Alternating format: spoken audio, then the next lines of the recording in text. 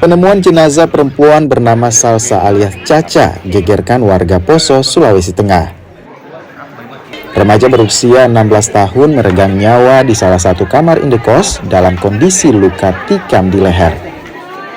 Remaja tersebut baru 3 hari menghuni kamar kos, namun karena tak kunjung keluar kos, pemilik kos akhirnya membuka pintu dengan kunci cadangan dan menemukan dalam kondisi tak bernyawa. Polisi kini lakukan penyelidikan kasus kematian Salsa.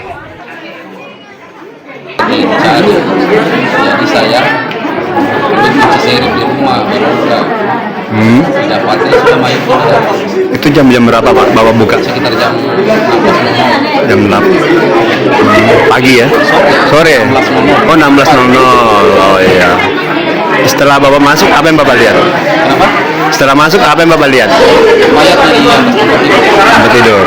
Ada darah apa? Ada darah. Ada luka? Kenapa? Ada luka di bagian mana? Ada luka di leher. Leher.